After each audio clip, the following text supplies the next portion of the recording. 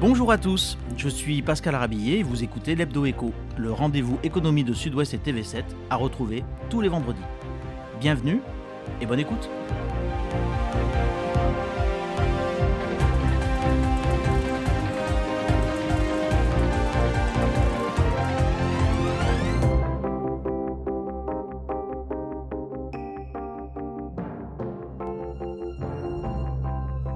Dans l'Hebdo Éco, cette semaine, on parle HLM, plus précisément le congrès HLM vient de fermer ses portes à Bordeaux. On va donc parler du logement social avec nos invités ici qui représentent un bailleur social, mais également l'ordre des architectes. On va essayer de comprendre qu'est-ce qui coince, parce que, il faut être honnête, ça coince au niveau des logements sociaux. 95 000 foyers de la région en attente d'un logement social. On parle qualité et quantité, donc aujourd'hui avec nos invités. Des annonces ont été faites à l'occasion de ce congrès HLM. Que pensez de ces annonces ? Comment réagissent les acteurs de ce grand sujet qui est le logement social ? Beaucoup d'acteurs, beaucoup de parties prenantes ici. Est-ce que vous pouvez nous dire déjà, par exemple, d'un point de vue d'un bailleur, comment ça s'est passé, ce congrès ? Qu'est-ce qu'on en a retiré ? Bon, déjà par rapport aux annonces, et notamment celle du Premier ministre, on a pu déjà considérer qu'il y avait un climat qui était celui de l'apaisement, qui était celui de la confiance dans les acteurs du logement social. Donc ça, c'était déjà un élément important. Et puis, il y a eu effectivement des annonces plus concrètes, notamment, je pense notamment à la TFPB, la taxe foncière, qui sera prise en charge et compensée par l'État au bénéfice des villes, qui font cet effort lorsqu'il y a des constructions HLM. Donc ça, c'est incitatif. Il y a également des fonciers publics qui seront recensés avec des listes mises à jour et partagées. Alors c'est un sujet ancien, les fonciers et les friches publiques, mais en tout cas, manifestement, il y a une volonté de s'en occuper. Donc nous, on est bien sûr très intéressés pour pouvoir voir comment les accompagner et construire.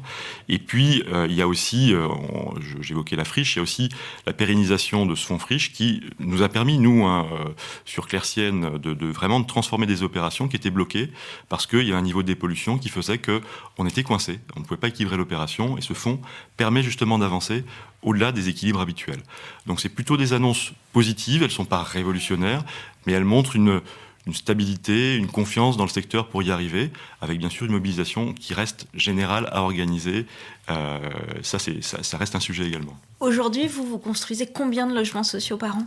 Claircienne construit 800 à 1000 logements par an, aussi bien en locatif social qu'en accession sociale également, avec aussi de l'aménagement. Concrètement, qu'est-ce qui vous empêche de faire plus ? Aujourd'hui, on aurait la capacité de faire plus. Très clairement, on aurait la capacité de faire plus. On a une période, effectivement, où les élus... On a une période attentiste qui est préélectorale, ça toujours, c'est historique. Et puis après, il y a la période dans laquelle les élus reprennent leur marque, soit les nouvelles équipes. Il y a des nouvelles attentes sociétales aussi qu'il faut intégrer. Donc il y a cette période qui est un peu une période finalement de flottement et qui n'incite pas à ce que les projets sortent. Donc il faut sortir maintenant de cette période-là. Les choses ont été clarifiées par un certain nombre de collectivités. Les collectivités maintenant attendent de repartir dans de la construction, dans une construction là encore qu'il faut apaiser, qu'il faut déstresser. Il faut déstresser la question de la construction. On peut la faire en interaction, en intelligence avec les riverains, avec les environnants. On peut arriver à faire des projets qui apportent de la valeur ajoutée sur un quartier. Donc c'est cette manière-là qu'il faut travailler, en intégrant les stratégies des territoires qui sont bien sûr sur le développement durable, la qualité d'usage. Globalement, je dirais que le secteur est en capacité de répondre à ce besoin de construction et de construire davantage. Donc il n'y a plus qu'à. Oui. Mais de votre côté, quelle est votre vision de ces annonces ? Vous dites, ça va peut-être pas assez loin quand même. Oui, alors il y a un certain nombre de mesures qui ont été annoncées, effectivement, de soutien au secteur, donc ça c'est important et c'est indéniable. Par contre, la notion de qualité n'a pas été tellement suivie de fait, en tout cas en proposition, et donc je trouve ça dommageable, bien évidemment. C'est quelque chose qu'on rappelle régulièrement, on ne peut pas décorréler en fait la quantité de logements produits de la qualité. Et alors, donc il n'y a pas eu de proposition concrète. Très concrètement, ça veut dire quoi ? Ça veut dire ne pas avoir le plafond trop bas, avoir un balcon, pas être tassé dans un logement. En fait, il y a une réelle prise de conscience suite à ces 2 années de crise sanitaire. Il y a eu une réelle prise de conscience, en tout cas, d'une nécessité de qualité du logement. Et donc, devant ça, il y a eu tout un tas de commissions, de rapports qui se sont mis en place. Entre autres, le rapport de Girometti et de François Leclerc, qui a été commandé demandé en fait par la ministre déléguée au logement Emmanuelle Wargon, justement pour obtenir un référentiel sur la notion de qualité d'usage qui n'existait pas jusqu'à maintenant. Donc cette notion de qualité, elle est en demande, elle est en attente, mais il faut des réponses concrètes en face. Et pour l'instant, on n'en a pas. Alors après, il y a un projet actuellement d'Emmanuelle Wargon qui est Habiter la France de demain, qui est en cours et avec une réflexion collective qui a été mise en place. Pardon, et qui en ce moment est en cours avec des visites de logements justement un peu innovants, avec des tables rondes sur des thématiques pendant 6 semaines. Et du coup, j'espère qu'il y aura des réponses concrètes qui vont en aboutir normalement au 15 octobre. Des notions de propositions sur la qualité vont aboutir. Parce que clairement, ce que vous êtes en train de dire, c'est que si on laisse faire, les logements sociaux sont construits à minima, au moins cher possible. Et donc, il faut contraindre les acteurs à essayer de construire qualitativement. Alors, je ne mettrai pas que sur les logements sociaux, mais en tout cas, il y a un rapport d'idéal que Catherine Sabat a mis en avant, qui est justement la baisse de qualité en fait, du logement depuis 20 ans.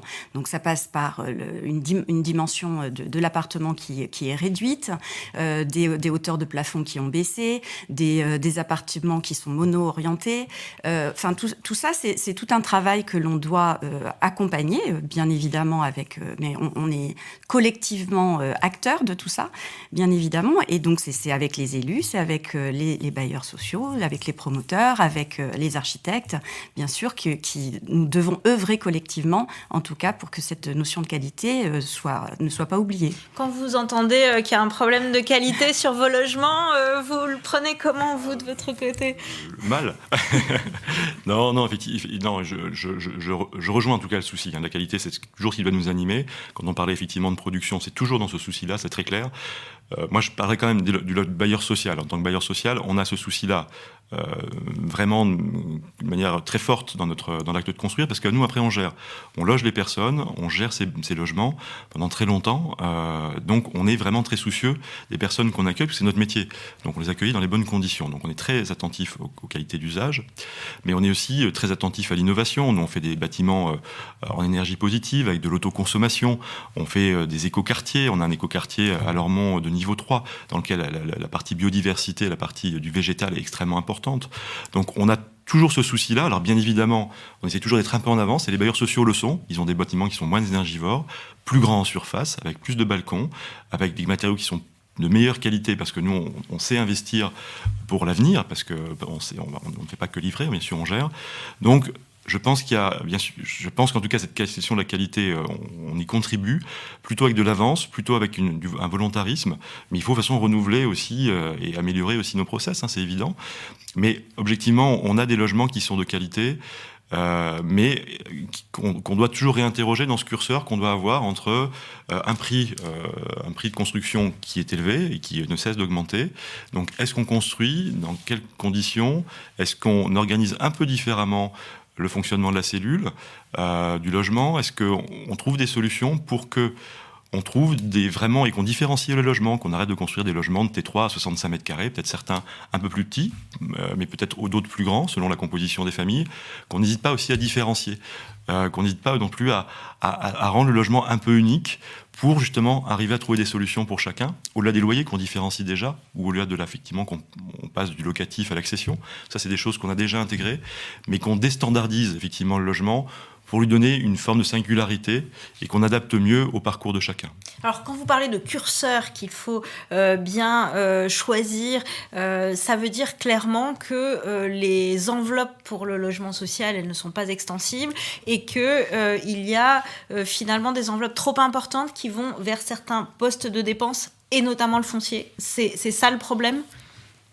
Alors le foncier, effectivement, c'est le problème qui n'est pas nouveau, mais qui est extrêmement aigu aujourd'hui. C'est vrai qu'il y a une faible libération des fonciers. C'est vrai qu'aujourd'hui, il y a une crispation sur le foncier.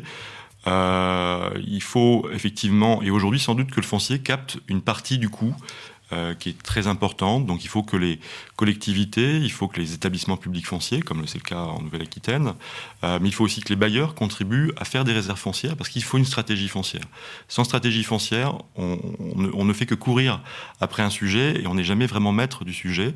Donc si on n'est pas sur la phase amont, on maîtrise mal les phases suivantes. Donc effectivement, il faut la maîtrise foncière pour justement acheter à un prix raisonnable, qui ne soit pas celui d'une surenchère entre des promoteurs, entre des constructeurs, et qui soit au bénéfice du projet pour mettre l'argent dans les matériaux, dans la qualité dont vous parliez, dans le développement durable, et pour faire des résidences qui soient au mieux appréciées et qui soient au mieux habitées et qui soient un objet dans la ville, qui soit vraiment désirable et qui soit vraiment une constituante de fierté des quartiers. Et on y arrive sur des projets exemplaires, on arrive à créer ça, donc il faut arriver maintenant à généraliser ces démarches. Alors concrètement, on dit, si jamais on arrive à maîtriser le foncier et à avoir des normes quelque part qui encadrent et forcent vers la qualité, ça veut dire qu'on a résolu le problème du logement social ?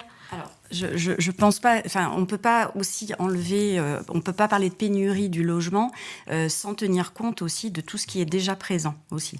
On a devant nous un bâtiment des bâtiments déjà existants et dont il faut tenir compte. Donc ça va rééquilibrer qu'on fait sauter, aussi. D'ailleurs. Qu'on peut faire sauter, et ça coûte cher. Et ça coûte évidemment cher. On peut aussi passer plutôt de l'intention à l'attention, de l'attention à de ce qui est déjà présent, ce qui est en place, de justement avoir.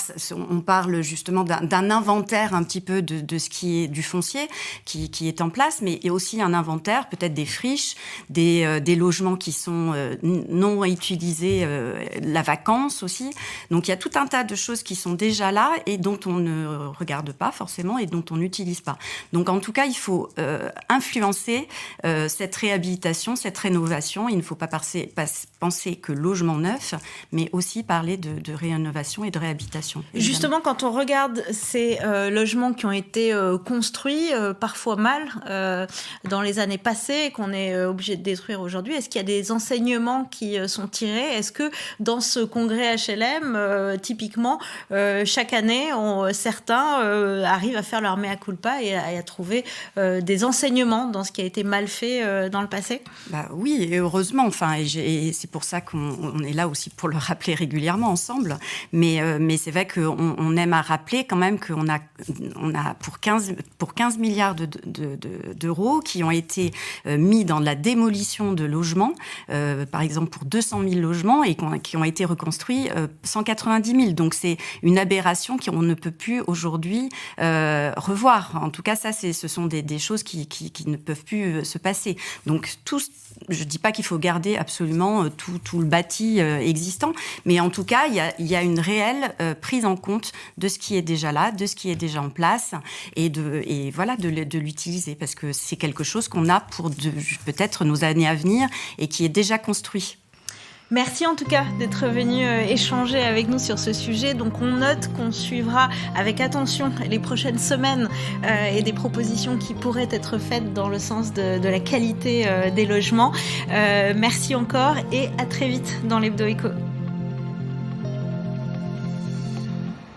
Merci pour votre écoute. Si vous avez aimé cet épisode de l'Hebdo Éco et pour ne pas manquer les prochains, abonnez-vous à notre podcast sur Spotify, Google Podcast, Apple Podcast ou tout simplement sur votre application d'écoute favorite. Vous pouvez aussi nous laisser des étoiles, des commentaires et des suggestions. Vos retours sont précieux et nous aident à nous améliorer. À bientôt!